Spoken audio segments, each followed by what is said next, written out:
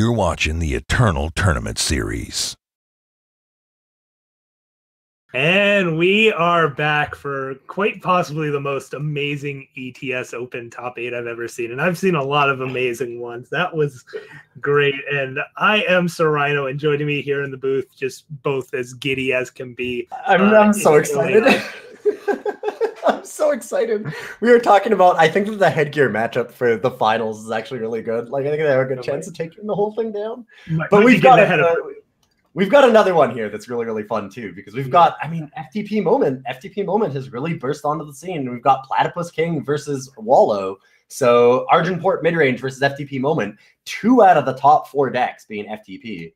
Yeah, and this is a sweet list too. I mean, it was built around a legendary that everybody dismissed as a joke for a long time, and it's been tearing things up. So, yeah, Platypus King and Ilya both on FTP Moment in the top 4 right now, and we are going to be getting Platypus King against the deck that kind of FTP started to really build around beating. This is the Argenport matchup was one of the reasons people kind of latched onto FTP to begin with. Was it just had a lot of removal that lined up nicely against Argenport: Permafrost, Torch, Equivocate, Hailstorm, Scorpion Wasp. You just go down the line. Hey, these are all removal spells that work really well on units getting weapons on them or killing them before they get weapons on them. And that's why we've seen a lot of FTP Moment do well in today's tournament, and Argenport kind of start to fall to the wayside. People found a deck that actually gets a reasonable percentage against it, right? One of the appeals to Argenport was that it was hard to attack because it's attacking from a few different angles as far as aggressive decks go. I think Wallow's going to be facing an uphill battle here, but he's not in the they're not in the top 4 for no reason. They've been playing well, and the deck's been doing what it needs to do. Yeah, absolutely. This is going to be a tight match. I mean, I think that Argenport still definitely has the pieces to get there. Tavrod is a scary card. Incredibly enough, Tavrod is still good. Yeah. And getting things like Inquisitor's Blade has been a big upgrade for it. And a card like Sabotage can be absolutely huge here, where the FTP deck is carefully trying to line up its removal and set up Hailstorm, and Sabotage can just say no. Or it can hit their best finisher, which is Moment of Creation. But here we'll see this match will be underway shortly. It looks like Platypus King had to mull away a hand due to influence issues, and runs into some more influence issues. I was say even worse influence issues, I think. This is looking really rough for the starting hand here for Platypus. Wall's hand looks beautiful. Won't be able to turn one Sabotage, but has that Crown Watch Paladin, which will give Platypus King absolute fits, and can back it up with Sabotage along with some nice other cheap threats. Now, notably, they all died to Hailstorm. That is something to keep in mind. And Scorpion Wasp cleanly answers Crown Watch Paladin as a 1-for-1. Yeah, this isn't totally over yet. I mean, good start for sure from Wallow, but at least even with the power problems here for Platypus, these are the right things for them to hit. And they're going to be going for the Permafrost here so they can set up for the Hailstorm. You've got to think that Wallow can sense that from a mile away. Do you think that this is going to be a Sabotage? This has got to be a Sabotage, right? Just to try and... Yeah, I think now you're going to Sabotage and Rip Knife here instead of Unseen Commando. I mean, obviously, Unseen Commando not coming down if you're swinging beforehand, so there we see the Sabotage. That'll rip the Hailstorm. No fire to cast these torches, and Platypus King is in trouble here. Needs to find either undepleted power to kind of get, try and stabilize off the back of Titan, or get torches going with a fire source. Yeah, and it looks bad for Platypus King, but those are not exactly the draws I want. But like one fire here, and they're actually in okay shape. No. Oh, that's a heartbreaking warp card to be revealing here. Don't think that's what you want to see, because you know that your next few draws are dead. Yeah, Heart of the Vault letting Platypus King know this is not going to get pretty anytime soon, and I don't know how they can possibly win this one. They're drawing an uncastable card. You'll be able to hold up Scorpion Wasp for the next turn, but that's not going to do you any good. Wallow just gets to slam in with 2 extra Warkais, draws a massive Crown Watch Trader, which dodges. Yeah, you get to. I was just going to say, you saw that they topped off of the scouts. So, I mean, you've got to feel like that's, as Platypus here, you've got to feel pretty heartbroken that that they hit something that's big.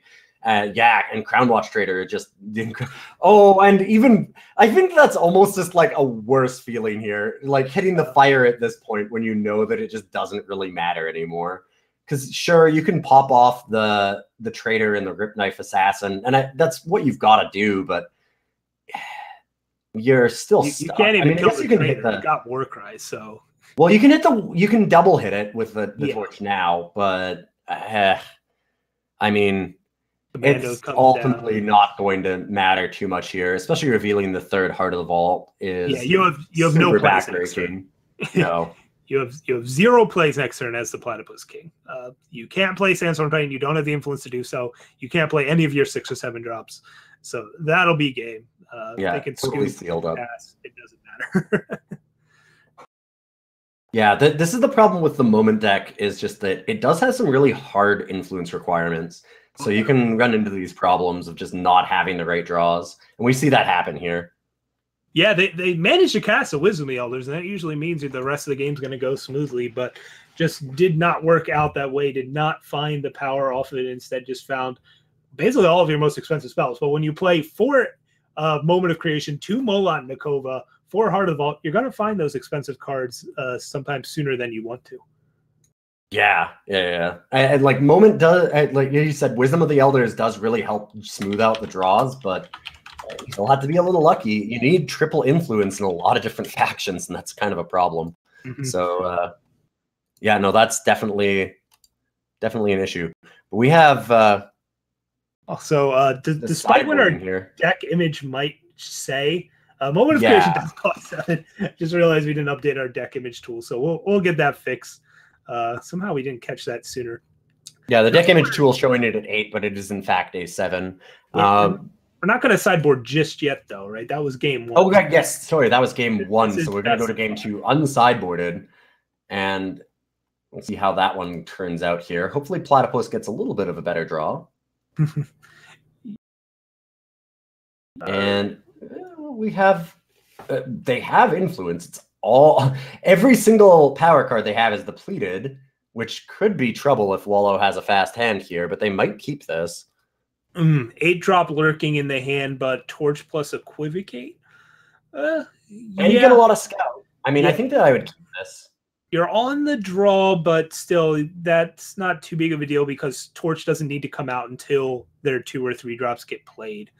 So, yeah, this is interesting. You really like Scout isn't as strong in the early game as it is in the late game. No, but when you know you're just digging for answers, that means you can just bottom every power you see off of these Scouts at this point, honestly. Like, this hand already has 4 power. You're really just looking for card draw and more removal, and eventually you'll find the power to cast Mola and Nakova, and that gets kept. Yeah, like the hand's awkward, but it's not so awkward that you have to throw it back. It's one of those ones where it's like, well, it's better than your average mulligan, I would say. Yeah, it's fine. You don't love it, but you can't hate it.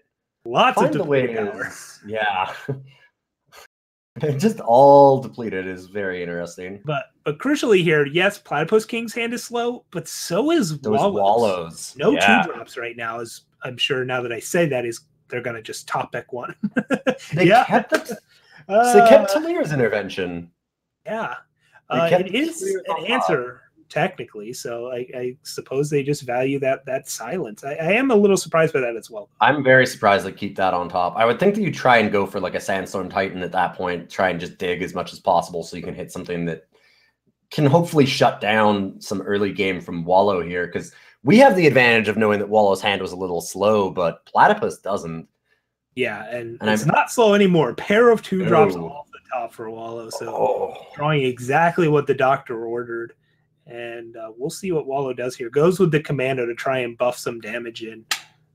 And King's got some tough choices to make here. Yeah, so we're going to have a pop of the Aegis, hoping to hit like a Hailstorm. Yeah, potentially trying to set that up, or torching that turn wasn't going to save you any damage anyway, so you still have the option of simply torching this turn. So just using Talir's intervention as a pop. There's a Purify. All right, that's good. Yeah. That's super nice here, and I think you want to take out Paladin here and prevent future Warcries, because every Warcry they get can push an X3 out of Torch or Purifier or whatever range. Now, you do have Equivocate to reset those, so it might be what balances it out here, that you choose to hit Commando instead. I'm interested to see what Platypus King does. Opting to go with the Seek Power, which yeah, I guess they're going to Torch as well. I can't imagine they Seek Power and don't use Torch. Otherwise, yeah, I think the play would have been to find the way if you were going to do that. Yeah, so Torch is going to come down for the Unseen Commando and prevent some damage. Like you said, probably relying on that Equivocate to just reset any really bad Warcries. Yeah. Yeah, ideally you use Equivocate on a unit that gets a weapon on it, but you do what you got to do with it. And now Platypus King has that Purify, will almost certainly take out another unit with that, and then just continue to develop power with Find the Way in Time Sigil. Although you could just crest again. I don't know specifically why you would want to crest here, what you're exactly digging for, other than, I guess, to try and prevent flooding. Yeah, I think that you just want to go for the Find the Way and try and draw the power out of your deck so that you can hopefully get to your Malot and Nakova and Heart of the Vaults and stuff so that you can get some good draws going here. All right, going for the crest. And there's the Hailstorm. They'll keep going on. I just felt like they were in a spot that really the only thing they were going to bottom off a crest was power. And if that was the case, I think I would have preferred to wait a bit longer. But now they'll get to Hailstorm here, take out this pair of Warcry units. Wallow finally hits that 4th power, so Trader will be able to come out. But Platypus King, all things considered, weathered that storm pretty nicely. Yeah, this has been surprisingly good. They're going to be able to Equivocate here. And there's the Heart of the Vault.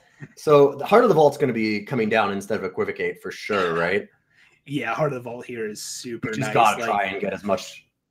It blocks Trader. You get to warp it in. Yeah, hit the Trader just in case you get a free thing. Free Seek Power, sure, why not? And yeah, this Trader's not a problem until it gets a weapon, right? Right now, your Heart of the Vault can block it, so you might as well play it like that and force Wallow to use a removal spell if they have it. Yeah, absolutely. This is going really, really well for Platypus. Despite how slow and clunky that hand is, like you said, they weathered the storm really, really well, and they've come out on top. Top decking that Hailstorm was huge. What a big turning point in this game. Yep, Hailstorm is a really strong card. We've been talking about it a lot. Caleb's Choice, not going to be a huge impact this game, but Platypus King has that Mola Nakova waiting in the wings. Probably not going to spark it, but it's still going to be an 8/8 flying Aegis next turn, and that can do a lot of work. Yeah, another... I mean, Rip Knife Assassin's okay here. We're going to see this Crown Watch get equivocated, and who knows what it can be. It looks like, Cabal Recruiter. That could be very interesting. That's actually, I mean, that's pretty likely to hit, right? Cabal Recruiter will get a Molat Nakova, a Sandstorm Titan, or a Heart of the Vault. Not too I mean, those are all really good hits. I mean, if you can hit without connecting with it. Imagine hitting with a Molat Nakova off of it, immediately sparked. Yeah, that's pretty dirty. That's pretty sick. I don't play here, though. Compared to getting 2 units down. Oh, they do. They go for it. Just going to go for it. Another Equivocate coming out. Right. So do you... I mean, I think that you just maul out Nakova, though, right? Yeah, I think you make them have the removal plus Aegis pop here. Because they have to have double removal, and with 3 cards in hand, that's unlikely enough. Yeah, almost got there. Almost, because they have the Vara's Favor and the Valkyrie Enforcer. All they really needed was a removal spell. Did not get there, though. I'm interested to see if they set up the Valkyrie Enforcer as like the flyer here that dies to more things, or do they just play the 4/4 Deadly that can just pressure and be a standalone good card. And yeah, that's what we see. Rip Knife Assassin is the play for Wallow. And now this Caleb's Choice is actually pretty good protection from... Well, actually, I guess not, because you're not really worried about Annihilate or anything on your Molat Nakova. So it's still kind of just not doing a whole lot. Yeah, and also Wallow has all the Annihilates and Vanquish in the sideboard. It's just Slay as their main deck removal, which Caleb's Choice does not hit. Caleb's Choice does hit Inquisitor's Blade, which is nice, and encounters Sabotage and Finest Hour. Okay, those are nice things, but it's not doing a ton of work as Equivocate comes out to reset this Rip Knife Assassin. And hey, there's the blade I was talking about. Yeah, and Eager Owlet's actually a pretty decent hit. That's not terrible for them. So they're going to probably opt to silence Molotnikova and Eager Owl, so they get a bunch of pressure down. Yep. Yeah, wisdom time, but yeah, Wallout could just take to the skies on this next turn, thanks to that Inquisitor's Blade. But Platypus King will have the Caleb's choice for it. Yeah, it has the Caleb's choice of the Inquisitor's Blade, got the Wisdom of the Elders, so they now have this Scorpion Wasp, and they're in decent shape. I feel like they kind of have to stop this 1-4, though, right? Yeah, the swing with Molotnikova a little surprising there. I guess just resigning themselves to the idea that they need to start pressuring now, and well, they're just going to use Scorpion Wasp on the Recruiter. I mean, you think they'd have to? They might not, but yeah, that's a rough choice to make. Yeah, I would have liked to try and have Scorpion Wasp hit the Valkyrie Enforcer to turn this Eager Owlet into a non-threat. Yeah, that's kind of what I was hoping. Yeah. And they don't even stop the you're right. Inquisitor's Blade, they'll use the Caleb's choice on it now. But yeah, this is a rough choice. I'm really surprised that we didn't see Molotnikova hang back to stop the Recruiter, because that's actually an issue.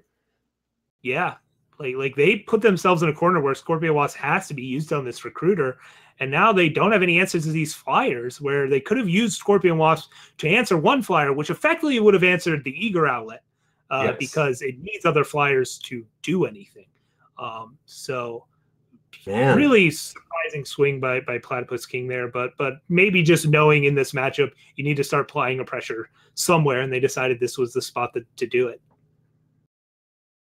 Another cool thing here for the Caleb's choice on Blade, things that people might not remember, is that Blade actually needs the wielder to die. Yeah. So Caleb's choice is like a clean answer for it. Yeah, and we're seeing Platypus go through all of the kind of rough decision-making that we were just talking about, where they're, sadly, like blocking and then unblocking the Recruiter, wondering, is there a way out of this? Should I actually block this? Can I block the Valkyrie Enforcer? And it's like, well, wow, that draw though. Strategize, just getting 2 key cards. Yeah. And yeah, they can actually put pressure back on them. I think they need to try and be aggressive here. Right. You got to swing here, because if they top deck removal, they're just hitting Titan and killing you in the air anyway. So permafrost that flyer, and now just turn on the beat. Much as possible. Yeah. What a wing turn. And now Vara's favor coming down for Wallow here, just not being good enough. It feels like this could honestly be the game from a turn where it looked like Wallow had it almost locked up. Yeah, now this Vara's favor will potentially provide lethal, right? Platypus King is at 4, has a 3 strength flyer. And if they find removal for Sandstorm Titan, that flyer will get in and kill them. So Platypus King finds another strategize, and might be able to find the right tools. If there's a torch, it's lethal, right? So but just hitting power. Yep. So you just have to take it. Yep. Yep. So Wallow's got to draw Slay. Slay or bust. Slay Valkyrie Enforcer. So there's like 6 outs, and it's just another favor. Another favor. Ooh, boy. And unfortunately, you need more than a touch of shadow to win this game. So I do like the dueling Ikaria action here, though. The old versus the new. That's adding a fun angle to this. But okay. So Platypus King evens this series up 1-1 going into sideboards now. On a really swingy draw there, that looked like they were in incredibly bad straits, and then that strategize just hits Titan permafrost and throws everything right back out of whack. Ooh. Yeah, so now we're gonna move to sideboards, and both players got some, I'm sure, have a very refined game plan for this matchup, as both these decks have been rather popular today and through the past couple of weeks. What do you think they're going to change up from the Argenport side? From the Argenport side, I mean, I would think that you're going to want to put in another Inquisitor's Blade for sure.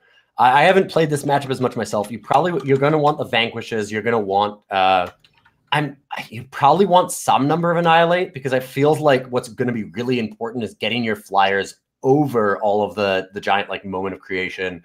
like Titans kind of thing. So you want to have answers to Sandstorm Titan, and you want to be able to fly your units and pressure them as fast as possible. You're going to be able to do that with your Inquisitor's Blades, with your Annihilates, and with your Vanquishes. For what you want to take out, you might probably take out even something like, I mean, take out the Finest Hours almost for sure. I'm not sure if you don't want Auric Runehammer. I'm not sure if you'd want as many Bloodletters and Auric Interrogators. I'm not sure what the numbers would want to add up on that.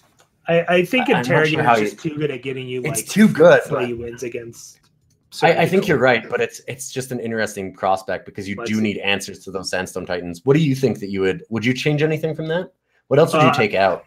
I'm cutting, let's see. I don't love the Runehammers.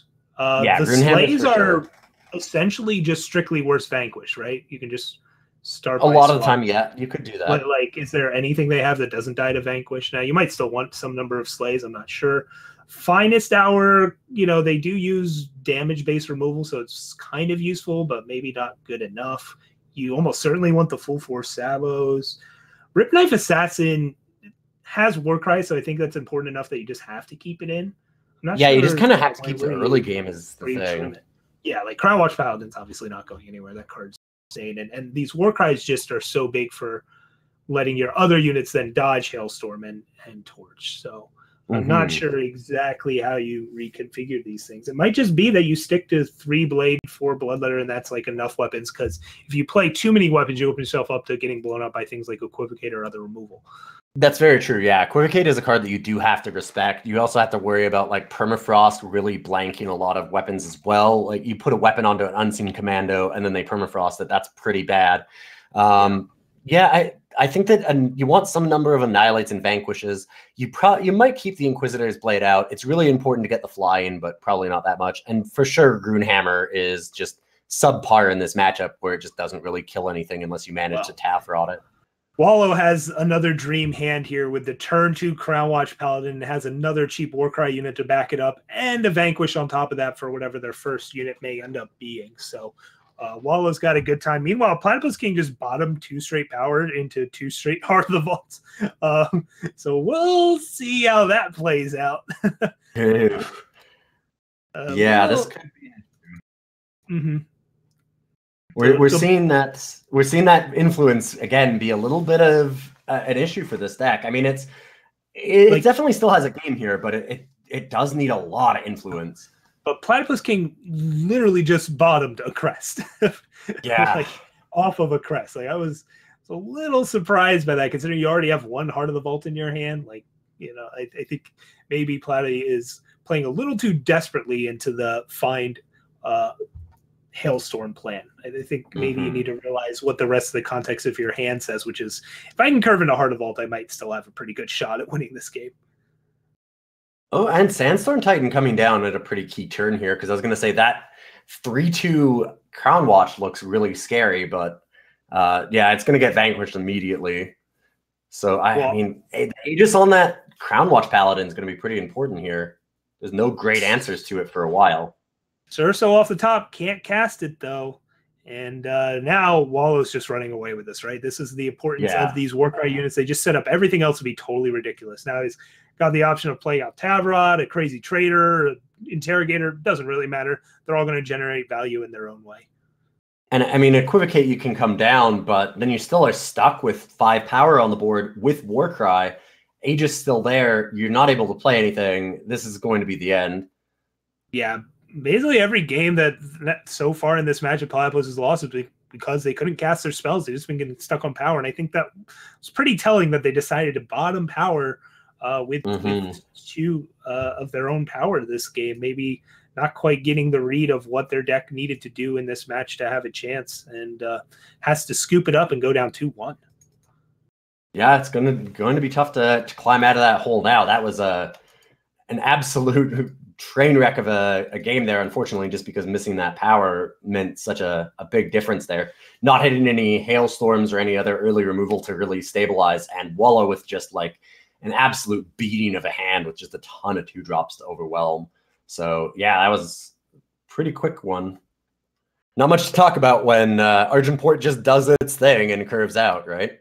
Yeah, and that's the appeal of Argenport is it's a Absolutely. pile of, consistent power, consistent pressure, hard to deal with threats that also happen to have synergy on top of all of it. Yeah, exactly. It's just a very nice, consistent deck. There's a reason why we see it so often in the ETS, right? I mean, it's just a really, really good, consistent deck with a ton of great cards that all synergize really, really well. And it's a tough deck to answer. So, yeah. And we'll see if Platypus can make it. We're going to drop into the game again here. It's really dependent on how many hailstorms and if the influence works out. Yeah, on one end, early game is so important. Yeah, and here we see the influence will work out. Seek power plus find the way plus a bunch of card draw plus a torch. That's a pretty good starting hand for the Platypus King here. Meanwhile, Wallow again has that Crown Watch Paladin ready to go. Yeah, the good turn 2 Crown Watch Paladin. Awkward on the power here, though, where they're not going to be able to play it unless they actually draw an undepleted source on turn 2. Yeah. Right now, all of their power is just depleted. I think you lead with the. Do you lead with the banner? No, I guess you just go with C. Yeah. 1-1 might as well. You could do it the banner because if you chop deck a just regular sigil, then both of them are undepleted. But right, but now you play out. You could potentially play out your seed if you don't hit sigil, and then next turn you can go paladin, banner, sabo. Yeah, exactly. So it's better to play out the seed because if you the fail case of whiffing. Lets you do that, but you can just sabotage this turn anyway. Wisdom here, right? I think you take wisdom. Just to cut down on the most card draw? Because you're not applying pressure. Sure, I could buy that. I think that's probably what you do. Like you could take their torch and make them dig for more removal, but their deck is pretty redundant in that department. But they're also redundant in drawing cards. Like they have 2 card draw spells already. So maybe you take the torch and force them to take a couple turns off, finding ways to deal with the pressure you're going to apply. Yeah, it's a tough one here. This is an interesting hand to sabotage. You get a lot of targets when you're against FTP. Like knowing they had to find the way, like strategize is almost a better wisdom of the elders anyways. Like because they have excess power to get rid of, so maybe you should have just taken strategize instead of wisdom here. Like almost. Yeah, it's a tough choice no matter what. Like strategize. So now we're gonna see. There it is. Strategize and then into crest, I imagine, so they can just keep looking. Just bottom that depleted primal source since you found one off crest. And there's a Crest of Impulse, which they keep on top. They want more fire sources.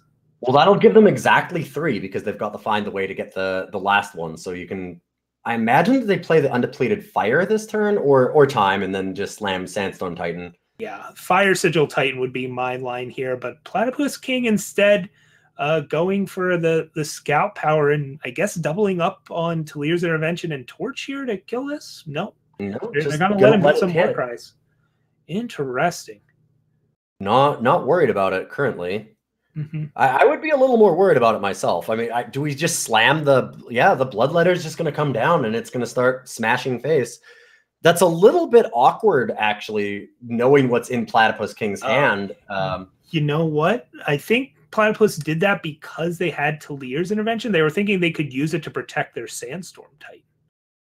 So they didn't want to use it in other ways. They were like, oh, my opponent can play a lot of removal now. I can protect Titan. And interestingly enough, used Torch there to pop the Aegis on Paladin now.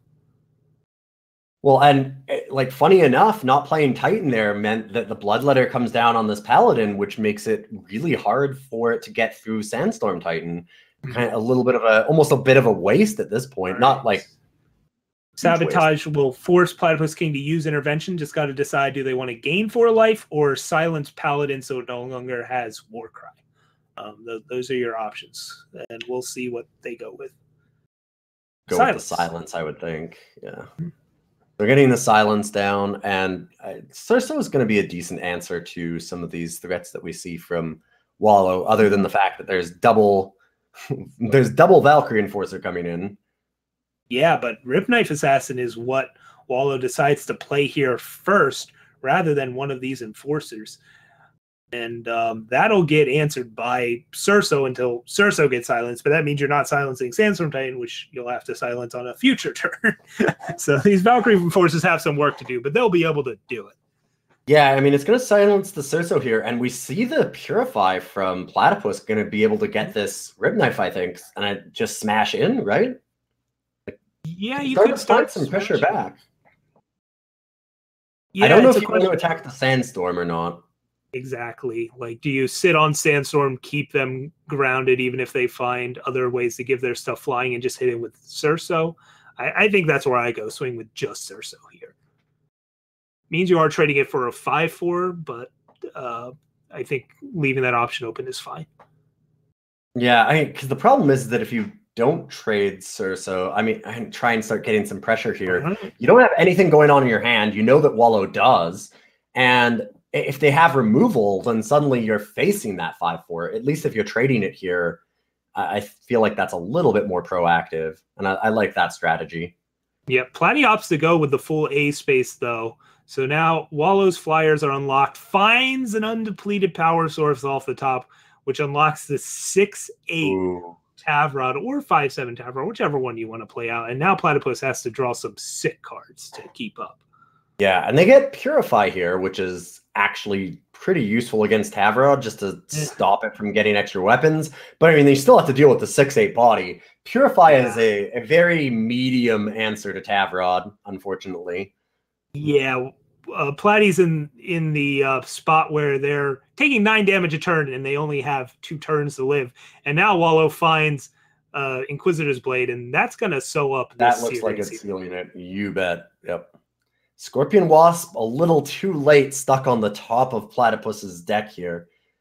And we're gonna see a full crack in for lethal, I imagine.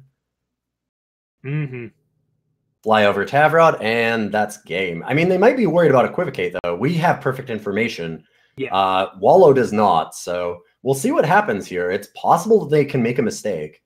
At the same time, though, you're at 18, so... Yeah, they go on the silence Tavrod rather than the other one, just to play it a bit safer around Equivocate, as you said. And that'll lead to Platy's doom. There we go. Flying Cows taking down FTP Moment here and going on to the finals for Wallow. Yeah, and let's see what's going on the other side of the bracket. I was just going to say, do we have information on what's going on with the Headgear FTP Moment one? It looks like, did Headgear win? Did Headgear do it? 3-1. Oh my goodness. So we have top 8 with the Headgear deck taking down FTP Moment. Both 2 FTP Moment decks in the top 4, both of them falling to their competitors. And we have a finals of Argenport Midrange versus Headgear, which is, I would say, a newcomer. We could probably put that out there, right? Yeah. Maybe not the most. Nobody was really expecting the meta of Headgear for this tournament. There have been rumors and murmurs and whispers in dark alleys that there was a tier 0 mass deck lurking, and it looks like somebody finally decided to unveil its power this weekend. So I'm excited about this. I'm excited. I'm very pumped for this. This is a very cool list, and I think that is a very interesting one. Word is we have to take a break before we get this match set up, but I don't want to, but that's what we got to do. So everybody, I'm sure the entire audience right now is just as excited as I am. Certainly not playing any favorites here in the finals as we get that set up. And we'll be back in just a moment.